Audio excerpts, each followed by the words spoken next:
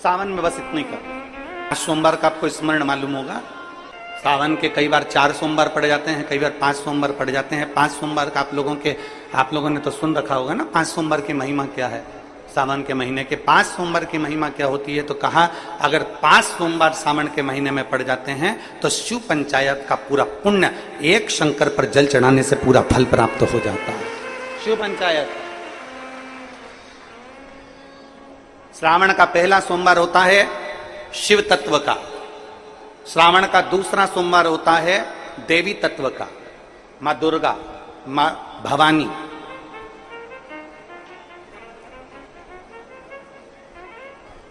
आप लोगों ने शिव पंचायत शिव महापुराण की कथा पहले बाची आप लोगों ने सुनी होगी, उसमें शिव पंचायत का वर्णन करा था। 5 देव,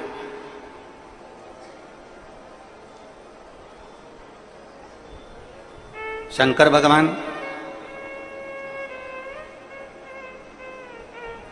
स्वयं पंचदेव में प्रथमता प्राप्त कर कर बैठते, मां दुर्गा, भगवान नारायण शिव पंचायत में, भगवान भास्कर देव और स्वयं भगवान शिव के सुंदर आनंद धारण करने वाले श्री गणेश पंच।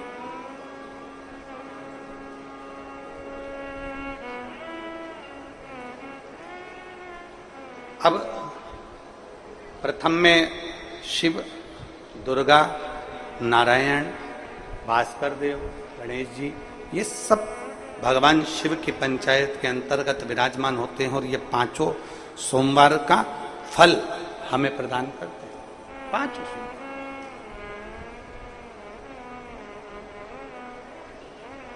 एक एक सोमवार की महत्वता है, एक एक सोमवार का क्रम है। कई माताएं उस क्रम को धारण भी करती हैं, ऐसा नहीं कि कई माताएं नहीं करती हैं, सबका अपना अपना नियम होता है।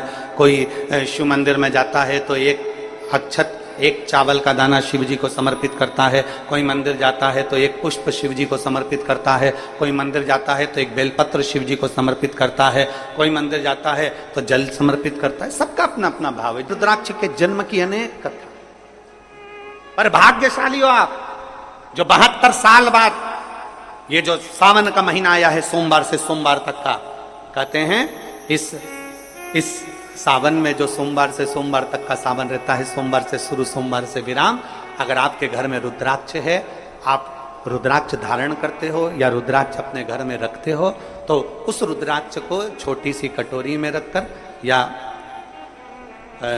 एक पात्र में रखकर 7 बार किसी भी अमावस पर, सावन में जो अमावस्या पड़ती है, ये सोमवार से सोमवार वाली सावन, इसके बाद वाले सावन का हम वर्णन नहीं कर रहा, हम इस सावन की बात कर रहे हैं। या तो अमावस, पूर्णिमा, त्रयोदशी, चतुर्दशी या प्रदोष, शिवरात्रि, अष्टमी, ये ऐसी तिथियां हैं जो सोमवार से सोमवार तक का जो सावन होता है, सावन में कटोरी में रखकर, प्लेट में रखकर, थाली में रखकर 7 बार अपने घर में अगर रुद्राक्ष तो उसको बलवान बनाने के लिए इसी सावन के महीने में 7 बार तो जल, 5 बार दूध गौ माता का और 2 बार गाय का घी उस रुद्राक्ष पर लेपित करना चाहिए। और फिर उस रुद्राक्ष को धूप बत्ती हो या घर में गूगल की धूप हो, वो धूप बत्ती से उस रुद्राक्ष को सिद्ध कर लेना चाहिए।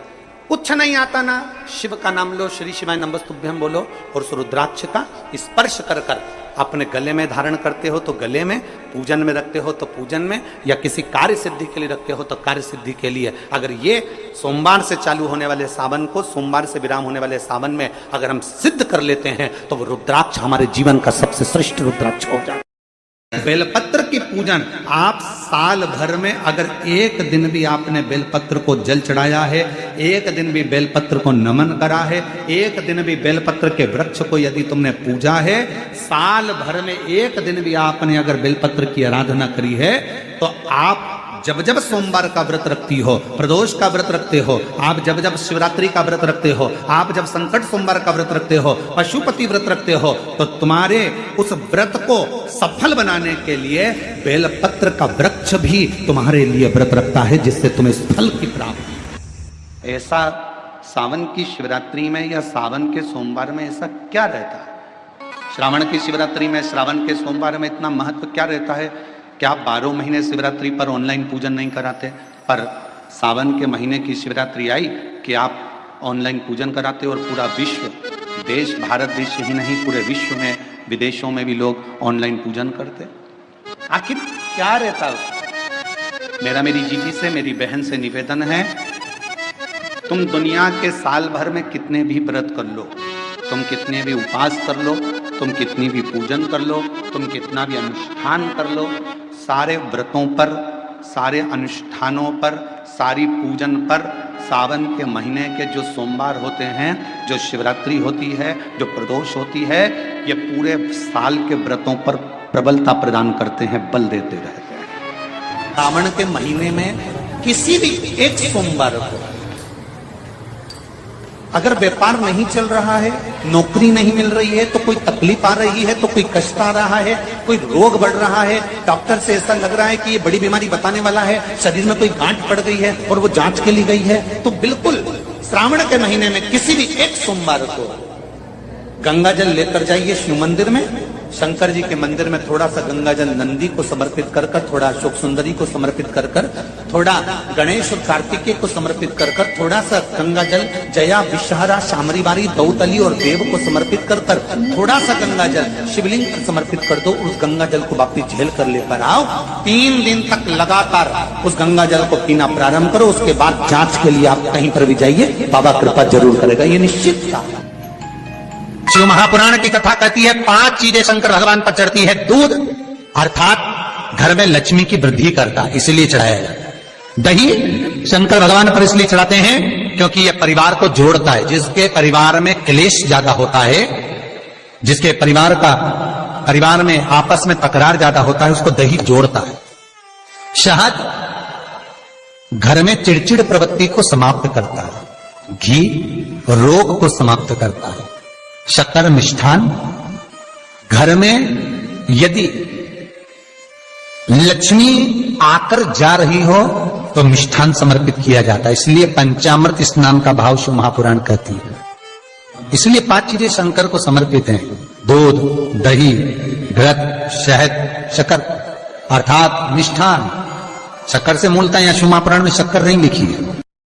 1 लोटा, फिर सावन में 2 लोटा, क्योंकि चातुर्मास के अंतर्गत सावन के महीने में भक्ति दुगनी करो, जल दुगना करो, मंत्र जाप दुगना करो, श्री शिवाय नमस्तुभ्यम दुगना करो। किसी भी शंकर के मंदिर में जाओ, सावन के महीने में भक्ति दुगनी करो, जल दुगना करो, मंत्र जाप दुगना करो, श्री शिवाय नमस्तुभ्यम में भगवान शंकर वर्णन करते हैं ब्रह्मा और भगवान नारायण की साक्षी में।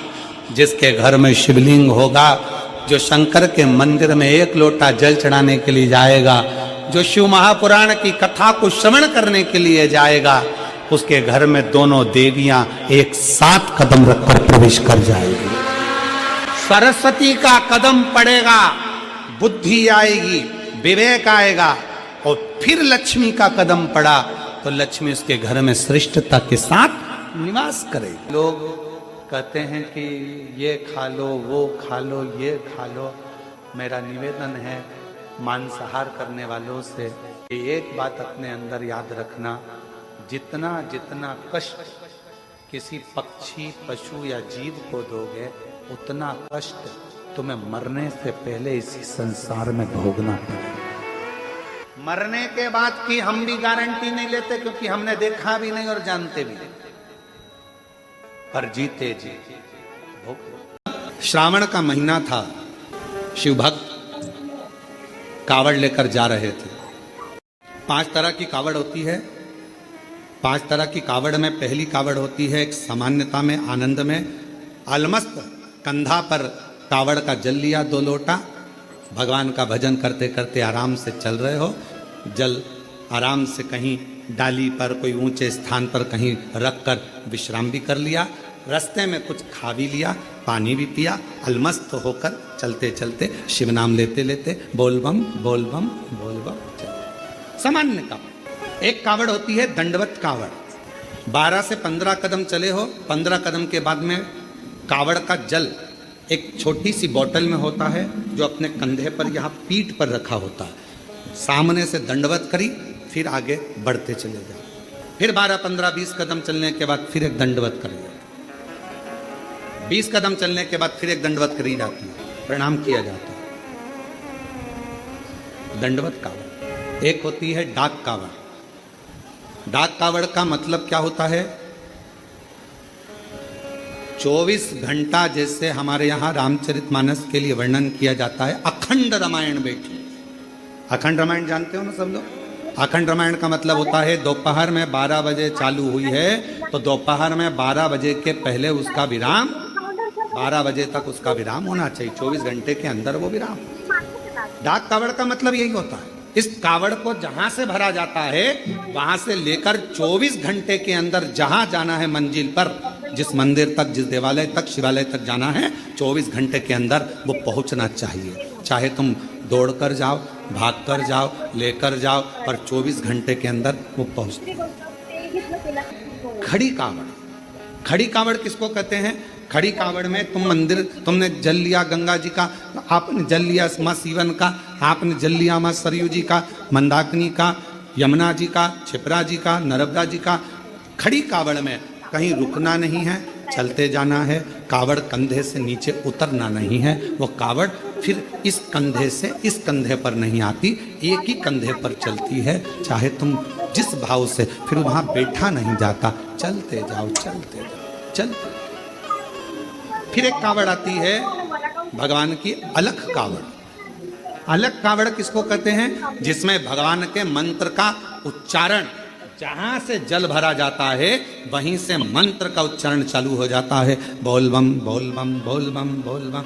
अब कोई तुमसे बात नहीं करेगा तो उसमें बोल बम निकलना चाहिए, उसमें हर हर महादेव निकलना चाहिए, श्री शिवाय नमस्तुभ्यम निकलना चाहिए, ओम नमः शिवाय। जो मंत्र तुमने उठाया वो मंत्र तुम्हारे मुख से निरंतर चलना चाहिए।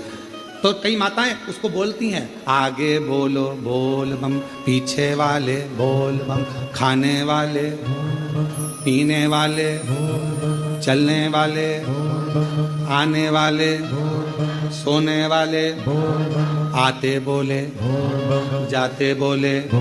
तो ये इसमें मंत्र का उच्चारण जहां से कावड़ उठती है, अलख कावड़ में केवल अलख जगाई जाती है। जल लिया, चलते गए, भोजन करने भी बैठे हो, कोई से बात भी करोगे तो बोल बम उसमें निकलते रहना चाहिए, निरंतर जप चलना चाहिए, निरंतर।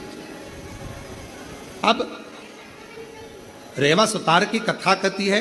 एक रेवा सुतार लोगों के घरों में काम करता, कभी कुर्सी बनाता, कभी कुछ बनाता, कभी कुछ बनाता, कभी चौकी, कभी चौरंग, कभी पलंग, कभी खटिया, कभी कुछ बनाता रहता। परिस्थिति का ठीक नहीं था, उसके पास में इतना धन नहीं था, इतना वैभव नहीं था उसके पास, इतना धन। चले जा रहा, एक दिन निकल गया, 2 दिन निकल गया, 4 दिन निकल गए, घर में अन्न का दाना नहीं पहुंचा रेवा सुतार के। रेवा सुतार के यहाँ जब अन्न का दाना नहीं पहुंचा, बहुत दुखी था। जैसे ही रेवा सुतार घर में पहुंचा, पहुंचते से ही धर्म पत्नी बाहर निकल कर आई, पूछा, स्वामी आपके पास में कोई भोजन की व्यवस्था हुई क्या? पति रेवा सुतार ने कहा कि मैंने बहुत प्रयास करा पर मुझे काम नहीं मिला। पत्नी कहती है 3 दिन निकल गए, आज 4था दिन है, 4थे दिन में भी बच्चों को कुछ मिला नहीं, कुछ। आज 4th दिवस है, 4था दिन है और बच्चों को भोजन में कुछ मिला नहीं है।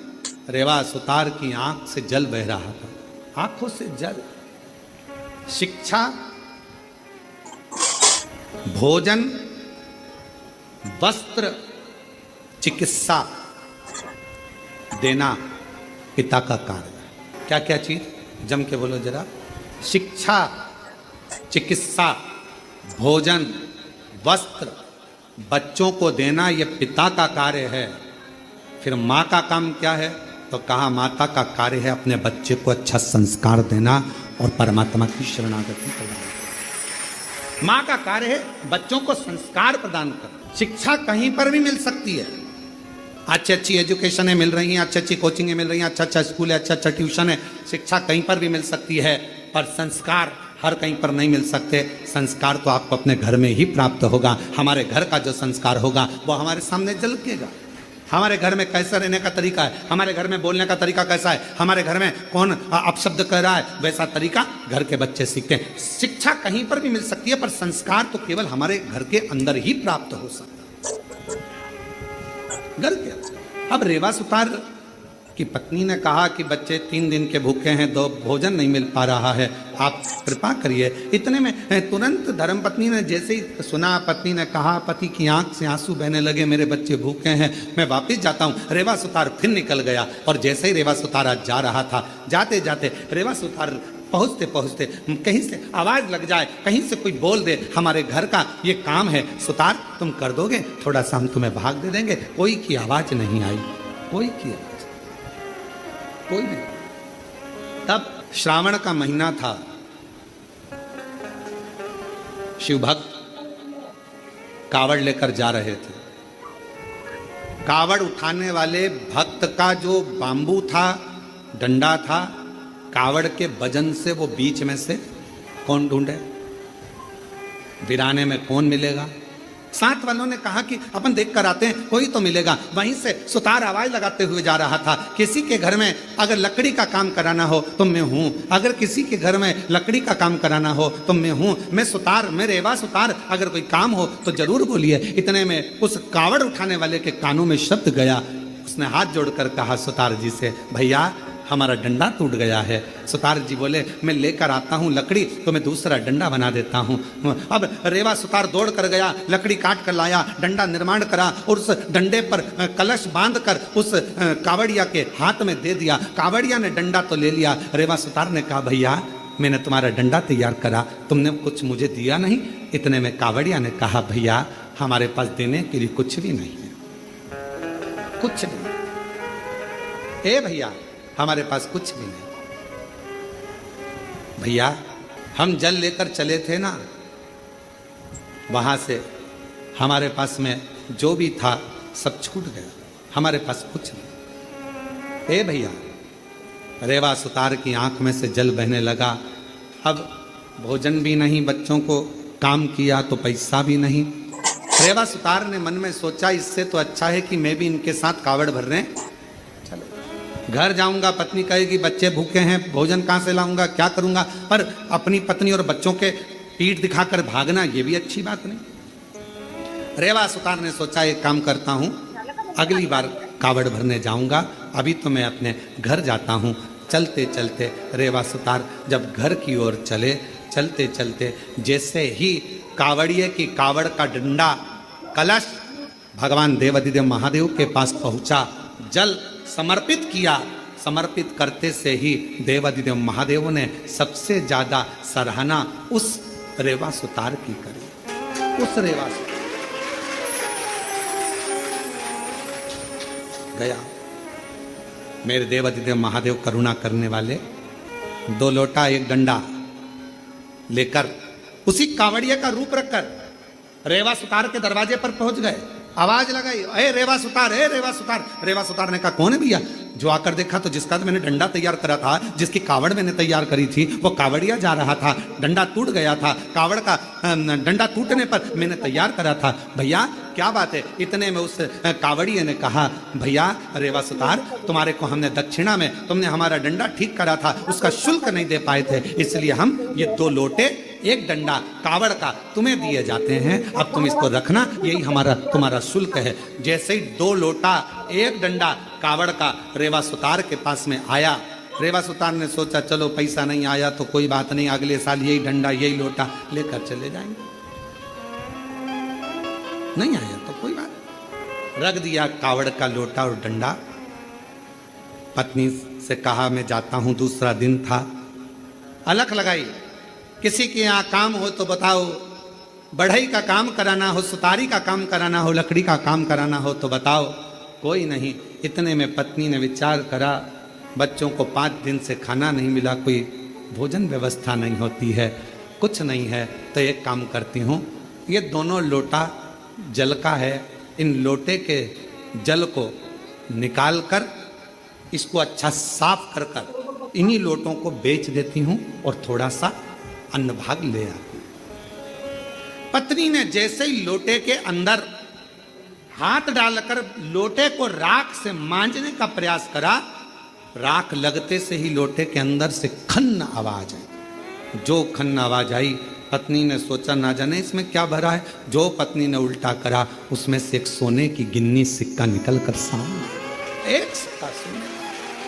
पत्नी ने सिक्का देखा, दौड़ती दौड़ती पल्लू में बांध कर रेवा सुतार के पास गई। तुम जो लोटा लेकर आए थे, ना जाने किसने क्या दे दिया था, उसमें सोने का सिक्का है, चलकर देखो। पति ने जाकर जो देखा सोने का सिक्का, ना जाने बेचारा किसका रह गया, जाकर देता हूं। सिक्का लेकर दौड़ पड़े। दूसरा दिन फिर आया, पत्नी ने फिर लोटे को मांजने का प्रयास करा, सोने का सिक्का फिर गिर जाता। फिर पत्नी उस सिक्के को लेकर जाती, पति उस सोने के सिक्के को ढूंढता उस कावड़िया को देने के लिए, पर उसको क्या मालूम कि वो कावड़िया नहीं था, मेरा महादेव स्वयं कावड़िया बनकर आया था, जो देखकर चले गया। दुनिया के लोगों को यह ना लगे कि कावड़िया जाते हैं हम सेवा करते हैं, कावड़िया जाते हैं हम पानी पिलाते हैं, कावड़िया जाते हैं हम खाना खिलाते हैं, कावड़िया जाते हैं हम उनकी सेवा संभाल करते हैं। नाना, शिव महापुराण की कथा कहती है, जो शंकर का नाम लेकर बोल बम बोलकर जो जल भरकर चलता है, वो अकेला नहीं रहता, उसकी सेवा करने के लिए मेरा महादेव खुद चलता है, खुद चलता। रेवा सुतार धनपति, वैभवपति, सत्तापति, करोड़पति बन गया। कावड़ लेकर शिव के मंदिर जाता रहा, हर वर्ष जाता रहा, हर वर्ष। मेरी जीजियों, मेरे जीजाओं, बेटियों, बेटाओं, मेरी माताओं, मेरे भाई, कुबेरेश्वर बाबा की कावड़ भरना तो बाबा से ये मत कहना कि एक बार भरने आई हूं। बाबा इतना भंडार भरना, हर साल सावन के महीने में कुबेरेश्वर धाम आऊं और कावड़ भरकर हर साल आऊं, हर वर्ष तेरे दरवाजे पर। ऐसी कृपा। जिस व्यापार को आपने करा, उस व्यापार में आपको फल नहीं मिला, फिर आपने व्यापार चेंज करा, फिर बदल कर देखा, फिर उस व्यापार को कर देखा, उसमें फल नहीं मिला, फिर आपने वापिस व्यापार को बदलने का विचार किया। तो हमारा निवेदन रहेगा, उस व्यापार को बदलने से पहले एक काम जरूर कर देखो। 3 स्थान पर बेलपत्र को चढ़ाकर देखिएगा। अगर आपको लगे कि मैंने व्यापार बदल लिया, एक बार बदला। कई लोग ऐसे भी होते हैं जो पैसा इकट्ठा करते हैं, धन एकत्रित करते हैं, और कोई व्यापार ऐसा कर लेते हैं जिस व्यापार में धन चले जाता है तो वो धन वापिस नहीं आता महाराज, वो व्यापार का धन वापिस नहीं आ पाता। तो बड़े दुखी होता है कि भाई मेरा गया हुआ पैसा नहीं आ रहा, मैं बड़ा कष्ट में हूं, मेरा खुद का ही आ जाए ना तो मैं निहाल हो जाऊं, मेरा अपना ही नहीं आ रहा जो गया हुआ है, तो मैं क्या वर्णन करूं, उसको क्या कहूं। उनके लिए भी ये प्रयोग, ये शिव विद्येश्वर संहिता का ये भाव बड़ा सुंदर है महाराज। आप व्यापार पर व्यापार बदल कर देख लिए, धन भी हमारा कहीं डूब गया, आ नहीं रहा है, तो प्रयास करना। 3 स्थान पर चढ़ाई गई बेलपत्र हमें सुख का अनुभव करा देती, बहुत ध्यान लगाइएगा। पहला, अशोक सुंदरी की जगह। अब ये बेलपत्र जब भी आप चढ़ाएंगे तो रविवार की अगर प्रदोष पड़ जाए, कौन से दिन, रविवार की प्रदोष के दिन ये प्रयोग अवश्य कर देखिएगा। ज्यादा बार नहीं करना है, केवल एक ही बार करना, बाबा उस स्वयं कृपा करेगा। अपने मंदिर में, अर्थात अपने घर के पास कोई मंदिर हो, शिवालय हो, देवालय हो, जहां शंकर भगवान विराजमान हो, शिवलिंग हो, ऐसी जगह पर अवश्य करें। हमें कहीं दूर जाकर ये प्रयोग नहीं करना है, अपने शिवालय, अपने जो घर के आसपास में शिवालय हो वो। एक बेलपत्र अशोक सुंदरी वाली जगह। अब उसको अशोक सुंदरी की जगह पर भी चढ़ाने का तरीका क्या है? ये शिवलिंग है, ये जलाधारी है, ये जल बहता है, बीच में जो मोटी सी लाइन है वो अशोक सुंदरी का स्थान, ये जो भाग है षडानंद कार्तिकेय गणेश जी और कार्तिकेय जी का। जलाधारी मतलब माता पार्वती जी का हस्तकमल।